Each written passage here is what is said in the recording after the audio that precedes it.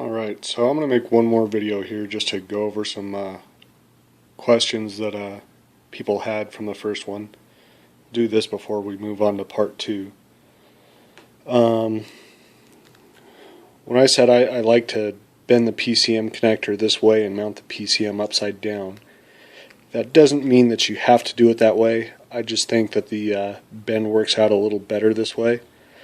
You could still kind of bring it over and then flip it. You're making kind of a 180 there. Makes it kind of difficult to do, but there's nothing wrong with doing that. Matter of preference, I kind of like it this way better, and it keeps your C115 over here on the passenger side, which makes routing your to your fuse box and all that stuff a little cleaner, so you aren't having to come all the way through the dip in the firewall with it. And here's what our connectors look like for the gauge senders on the Explorer. These are the ones that we cut off and put the ring terminals on.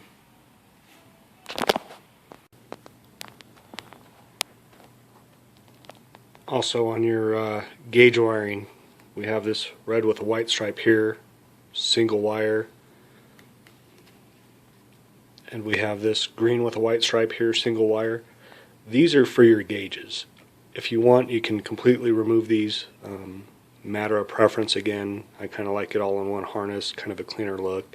It's more for you to wire up under the dash this way, but it's kind of my preferred method. If you already have an aftermarket harness that takes care of your gauges, you can remove these two wires. You're going to follow them all the way back to the C115 and you'll pull them out of there. Now, this engine coolant temp wire here, this 2-wire one, this one is for the computer. You absolutely must keep it. Without it, you're never going to go into closed loop. It's probably going to start really, really rich because the default's like negative 40 degrees. So keep this guy, and yeah, remove the other two if you want. Now, MAF sensor plugs. This is our 99-01 harness. I'll point this out to you. You can see that all 6 wires are used here. Well, these outer 2 wires are for your intake air temp sensor. It's actually built into the MAF on the later harnesses. This is your 96-01. It has this little 4-pin MAF here, and this guy here right next to it is for a separate intake air temp sensor. 98 still has just a regular MAF plug here. It's not a 4-pin, but it still uses this separate intake air temp wire here. Now, I've had a few occasions where people have gotten their 96 or 97 harness back and wondered why this plug here doesn't plug into your MAF sensor even though it's labeled MAF. Well, on those 96 to 97 harnesses, it had this little jumper wire in. This white one here connects to here, and this connects to the MAF. So if you're running an early harness, you definitely need this little jumper here. Now, this grommet on it is where it actually ran through the air filter box, kind of a conical type of air filter. You could remove the grommet if you wanted to come up with some sort of different air filter design, but yeah, I figured I would point that extra harness out because it makes a lot of people ask questions. Okay, so today I got my hands on the other style Chrysler connector that does not work. I'll show them to you here. You can see it has kind of a lip wrapping around them, and you can see where the wires go in. It's actually kind of square in shape. This is the one that you don't want. The two that will work, they don't have a lip, and you can see the round shape where the wires go in. So just figured I'd point that out to you guys. Now we'll go back to talking about the differences on the transmission plugs over the years. You know, if you're getting everything from the same donor, you probably don't need to pay attention to this stuff, but if you're junkyarding it, trying to get these, then you probably do. we talked about how the 96, early 97 stuff uses this connector for its transmission range sensor. All your later ones use this guy. Well, another one that's important to point out the differences on is these two here. These actually plug into the transmission and control the shift solenoids. They also monitor transmission temperature, torque converter lockup, that kind of stuff. Well, if you look at the 96 here, you can see every single pin is used except for one in the corner. If you look at anything 98 and later, you can see that we have the corner one missing over here, but also these two down below are missing as well. That's how you can identify that it's for a 98 and later. 97 is kind of a weird year because it will have this style range sensor and this style plug at the transmission. Now, the reason for the two-wire difference is because 96, 97 fed each solenoid power individually, whereas your 98 and later, there's only one power wire here for the solenoids, and it's split off inside of the transmission rather than inside the engine harness where 96, 97 did it. So you really need to be careful on the transmission harness that you're using if you're junkyard swapping stuff. You can take this plug and repin it to make it run a 98 or later trans. You're going to ditch two of the power wires. I'll have to put a diagram up, but every single pin gets moved to a different location. Same kind of deal as how we handle all of our other pins. You'll pop out this little black retainer, use your straight pick and swap them to where they need to go. Now, for the purpose of trying to keep our years correct here, you want to use the PCM code rather than what you think the model year is. Safer bet that way, especially how some of the 96 stuff went into the 97 model year. The computers that are going to have this style connector for the transmission range sensor, they're the same ones that we're going to apply that resistor to if we're removing EGR. They're SLL1 through SLL4 and JFXO. If you have a 97, which is going to use this early style transmission connector, but the later style range sensor, they're going to be codes of like XDT2, XDT3, and INJ0.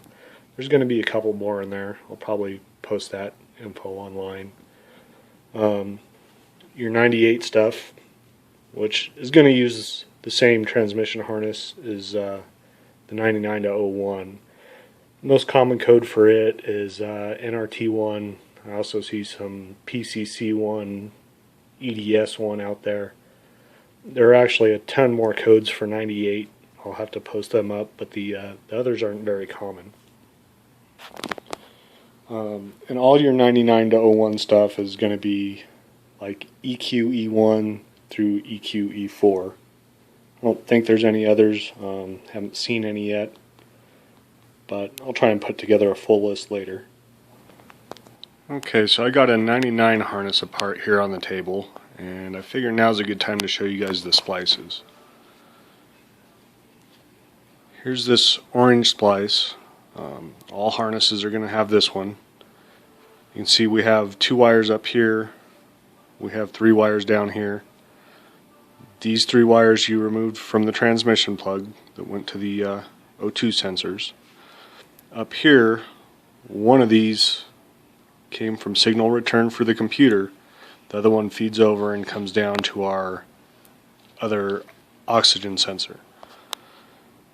So what I'm going to do is I'm just going to redo this splice altogether. I'm going to do it up in this area here so that it's cleaner, and you know, right after the branch I'll drop my O2 sensor down, and this one will obviously get shortened that feeds this O2 sensor to where it comes out perfectly in the same spot. One thing that I'm going to point out, this orange wire here ends up in another splice up here. You'll see that on the other side it's all gray with a red stripe. Well, that's the color that signal return is in the rest of the harness. I have no idea why they decided to change it to orange right here and only for the O2 sensors. But I just figured I'd point that out so that you guys know that it's all part of the same circuit. Now with this gray with the red stripe here, this branches out a ton of different times. It goes to almost every sensor in the harness. It's very important. You aren't going to remove it. But it does feed some other things that we might be removing. In this case, here's our DPFE plug. So we're removing EGR on this one, so we're going to end up with this wire just kind of hanging there. Also, you'll see a couple coming down to the transmission plug. Now, if you're running the 4R70W, you're going to keep these intact. In this case, I'm not, so I'm going to have a couple extra of these as well. What I'm probably going to do with them is just cut them and put some heat shrink over them, seal them off so they can't short out to anything. Another place that they'll go that we don't really need them to is in our C115. Can remove it from there. The only reason it's in the C115 is it ends up going into the body harness and down to the fuel tank for the fuel tank pressure sensor. So unless you're going to try and adapt the overcomplicated Explorer evap system, you can remove it from there. Now, there's a second wire in here, and it is brown with a white stripe. This wire is the 5-volt reference. The only two sensors, well, I guess three that it goes to is our DPFE. It goes back into our C115 into the fuel tank for the pressure sender, and it also goes to our TPS. In this case, the only thing we're going to need it for is the TPS. So you can cut these off, anywhere in the harness. Just seal them off with your heat shrink, or you can find that splice. It's usually located near the TPS, and just redo it, resplice it. That way, the only place that wire runs is just from the computer to the TPS, since that's the only place you're going to use it. That's the cleaner method, the way I usually use. Now we'll talk about this splice here. This is blue with an orange stripe. This is actually the oxygen sensor heater feed circuit. This power on this circuit comes directly from our O2 sensor relay. You'll see in this harness, being a later one, it actually has three up top here. One is power coming in from our C115, so we won't remove this from the C115 like we would with signal return or the 5-volt reference. It needs to be there. That's how it gets to this harness from the oxygen sensor harness. One of these branches out and feeds our other O2. And with this being a later one, the other one comes up here to feed our EVR solenoid. Now we're removing EGR, so we're going to ditch this portion of it. The other thing to point out here is our signal return had 3 wires coming down for the O2 sensors. This one has 4. Well, this being a later harness, this 4th one is the single power wire that feeds all of your transmission solenoids. So if you're running a 4R70W and it's a later one, 98 and later, you need to make sure that this stays intact down to your transmission connector. So in that case, you would probably cap off these other 2 that went to the rear O2s and probably just bring this one up, feed it around, do your splices for your O2 sensor that way. In this case, I am going to be removing transmission wiring from this harness. I'm also removing EGR. So what I'm going to have is just the single wire that comes from the C115 to feed it. I'll do a fresh splice here so it feeds this O2 sensor and the one that we're moving to here, and that'll be it. That kind of cleans up the harness a little bit. Now, like I said, if you're running the 4R70W, you have to keep one of these down to the 4R70W. That's only on 98 and later. You'll find that your 96 and 97 harnesses will have another splice in here. It'll be this big fat red wire. Excuse me. And it will actually branch off into 3 wires to feed each transmission solenoid individually.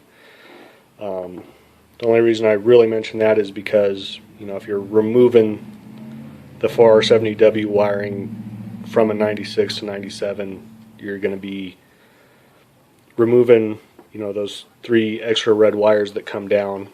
That's one of the areas where the toenail clippers come in handy. You can cut it really close to the edge of your splice, and then just heat up the factory heat shrink and slide it over. It'll kind of roll the hot glue into place, and you can kind of crimp it down a little bit with your fingers, and that's the best way I've found to do that. I don't like to redo that splice altogether because it branches out, feeds all these injectors over here, and in some cases feeds the cam sensor on your 96, 97.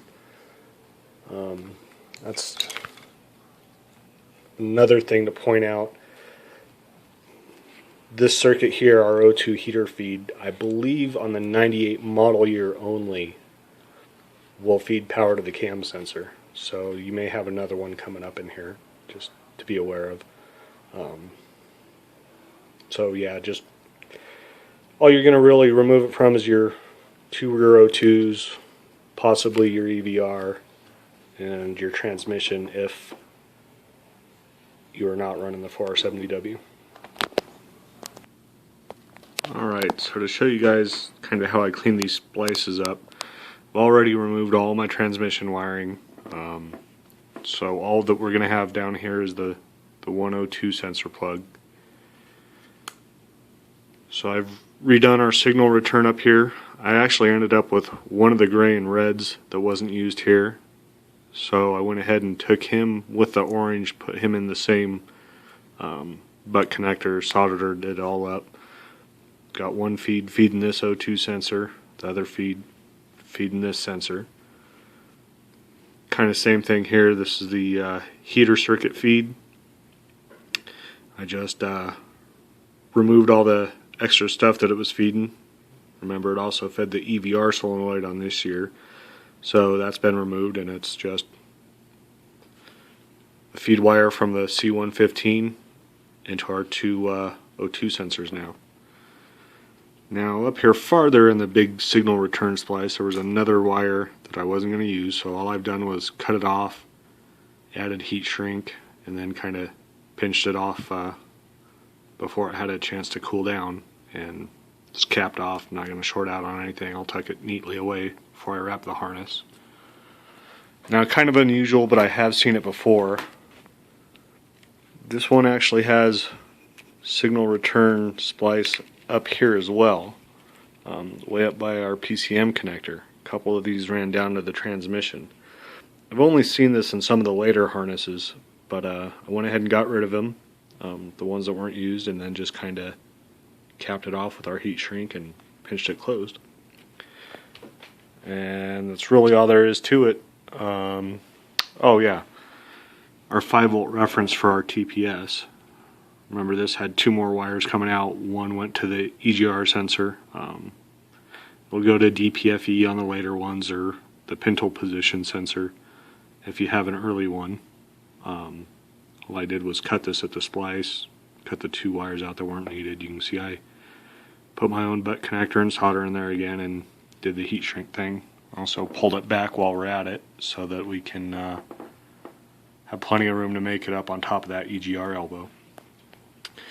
Now remember, if you're having a 96, 97 harness and you're removing the transmission controls, on our big fat red wire there's going to be another one of these splices where 3 wires ran down to the transmission. Like I said on that, I don't redo that splice, but what I do is I cut them as close to the splice as I can. The toenail clippers kind of help there. And then I'll heat up that heat shrink again that's from the factory and just kind of slowly bring it over until the the hot glue's covering any sort of bare wire there. Kind of pinch a little bit with my fingers and call that one done. It's not one that you're going to mess with if you are keeping the 4R70W, and in fact you might not even clean these up with the 4R70W like I was showing earlier. You can just kind of peel them back, bring them back up, and then drop them down for your O2 sensor if needed. So here I figured I'd show you how I've staggered the splices on the O2 sensor plug. Just stagger them all so they aren't wadded up. That way when you go to put your loom on, you don't have a big lump in the middle there. Now when I talked about removing the O2 sensor wires from the transmission harness in this section of the engine harness, there's one more wire that I should probably mention that I like to get rid of. It'll be in your C115 connector. It'll always be in pin number 33. It's a red wire with a white stripe. Now, one of the reasons I like to get rid of it is because it's a duplicate color. It's the same color as both our single wire coolant temp sender. It's also the same wire, or same color wire as one of the wires in your O2 plug. So I like to get rid of it. It's not one we'll use. What it was used for originally was to send a neutral signal to the GEM module inside the Explorer. I don't know if it was a ground or a power signal. I suspect it was a ground. Not really sure of the purpose behind it. So I always get rid of it just to get rid of that one more duplicate color, and I'm kind of a minimalist. I don't like anything in the harness that isn't used. Your preference on that, though, obviously.